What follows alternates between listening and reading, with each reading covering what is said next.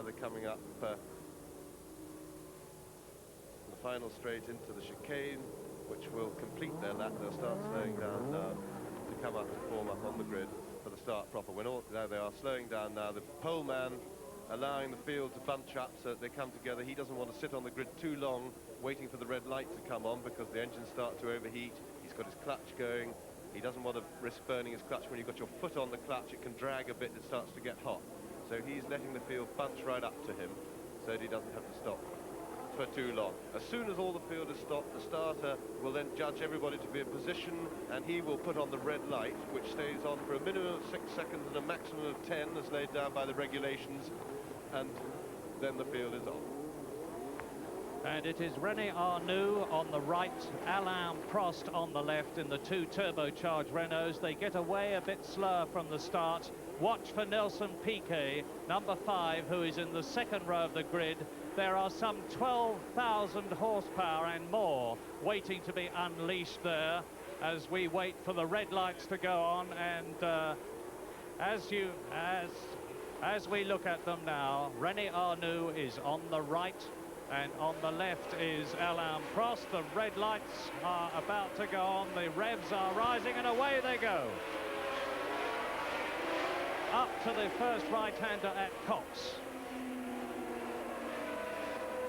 And it's Pironi up with them. Piquet in 4th place, I see there. It's Pironi going through into 2nd place. The two Renaults have got the Ferrari sandwich between them as they have gone round Copse, up to Maggots, round Beckett's. And the rest of the field streams through on this first flying lap in this 68 lap down the hangar straight onto Stowe Corner. And there is Michele Alboreto in the Tyrrell, already in trouble. He's had very little trouble in practice, qualified well, but Alboreto out of the race seemingly already as they come up towards the completion of the first lap, streaming away from Stowe Corner, from Stowe up to Club, from Club up to Abbey, the very, very fast left-hander, which is some 160 miles an hour. Well, a pretty uneventful start, very clean, they all got away well. The feature of the first lap being, of course, there is one of the Arrows cars in the catch fencing. I can't quite see what... And it's Prost leading from Pironi with in 3rd position Villeneuve. So the two Ferraris are up ahead of René Arnoux. Piquet is in 5th position, and Alain Prost, the man who was in 2nd position at the end of practicing, slower than his teammate René Arnoux. And look at the terrific lead that Prost, the Frenchman, already has, and it is turbos in 1st, 2nd, 3rd positions. Didier Pironi in the Ferrari 2nd. Gilles Villeneuve is 3rd. René Arnoux is 4th. Nelson Piquet is in 5th place, and it's one of the two Williams cars in 6th position. Well, the race has already established that the Cosworth engine cars have got a big problem. The turbo-powered cars used their power very well on the first lap, particularly the Ferraris that have even managed with that. They seem to have more power than the Renaults as well. And Villeneuve's going inside Pironi, having a go. Can't see whether he's quite made it or not, but they've got into a bit of a mess there. And one of the Ferraris has lost ground. But the trouble is that Piquet, who's sitting there behind them, no doubt very worried that he's got 4 turbo cars in front of him to try and get by, has been unable to capitalize on that bit of a mess as they all arrive together. And it's Pironi in 2nd place. Arnoux is ahead of him, back into 3rd position. Villeneuve is 4th, and then it is Arnoux in 5th place. And there goes Pironi through. And Pironi ahead. Didier Pironi in the Ferrari ahead with the Renault tucked up behind him. And yet another one. It's Derek Daly into the pits, number 17, Derek Daly in the march, in the pits, as this terrific battle continues around the circuit. They're now down the hangar straight for the 2nd time in this 68-lap race. Don't forget, ahead of this lot, as René Arnoux comes up and tries to take Didier Pironi, the Ferrari with the white-helmeted Didier Pironi is in 2nd place. There is the leader. That was Alain Prost going through. Now, Pironi second, Arnoux third, Villeneuve fourth, then Piquet and Jones and Watson and deCesaris. That is the order on the second lap. There is the leader, Alain Prost, in the turbocharged Renault, number 15, 26 years old, his 20th Grand Prix. And it looks to me as though Arnoux is taking that second place. Indeed he is. Arnoux is taking the second place from Pironi. And Piquet is ahead of Villeneuve, and Alan Jones is still in sixth position. So, there it is. And Villeneuve is going to try and Piquet is ahead of Villeneuve now. Alain Prost leads. René Arnoux is second. This is lap 3. Pironi is in fourth place in the Ferrari as they stream round and down towards Beckett's, and Piquet, having got past Villeneuve, is right up with Pironi. We've got a situation now with the Ferraris almost like jokers in the pack, because the Ferrari chassis is not good. It's not up to the standard of the others, but they're making up for it with the terrific power of their engines. They've definitely got the most powerful engines on the course.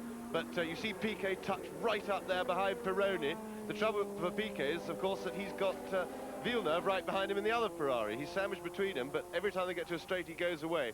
But he's got to attack. But the amazing thing is that on this, the fourth lap, Alain Prost is leading on lap 4 by 7 seconds. And Arnoux is already starting to pull away from the battle for third position now. There's the battle for third, and it's Pironi in the Ferrari, followed by Piquet, followed by Villeneuve, followed by Jones. Through the chicane, Arnoux, Pironi, Piquet, Villeneuve, Jones, and off goes the Ferrari. Into the catch fencing goes deCesaris. Alan Jones is off. So out of the race is Alan Jones, Villeneuve, and deCesaris. Well, that's a real shame. There is Andrea deCesaris out of his car. He looks perfectly all right, and Villeneuve has rejoined the race, but Alan Jones is out of his car. World champion Alan Jones on lap 5, out of the race. Well, that was a mistake by Villeneuve, and it's very bad luck for the cars following. Watson lost a lot of ground as well. Alan Jones's car was damaged. Here we have a replay. See, Villeneuve, the third of the cars, coming now. He loses a bit on the curve. He spins the car. Alan Jones can't avoid him behind, and the following runners, they can't see anything. A great shame for the following drivers. deCesaris going so well. He's had a lot of trouble with crashing. That certainly wasn't his fault. He'll be furious about that. But Watson at least managed to get away. You see John Watson on the left of your screen there, just about to get away. There's deCesaris looking most unhappy about the whole thing, which I can sympathise fully with him for.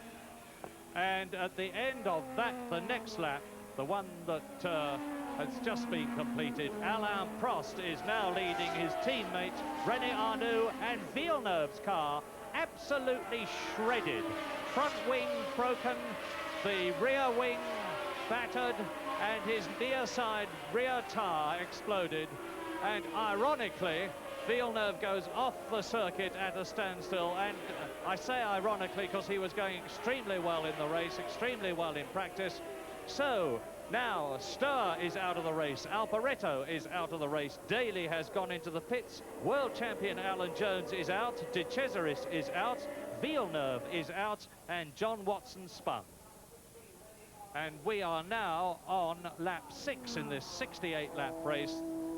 Here is the leader. Now look down the field, and it would seem even at this early stage as Andrea deCesaris broken-heartedly and furiously sprints across the circuit, that the Renaults must almost certainly, unless they have mechanical trouble, win their second Grand Prix in succession, because Prost has an enormous lead.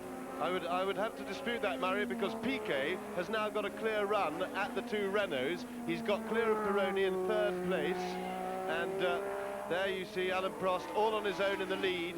But Piquet, the Ferraris, as I was saying when all the excitement happened,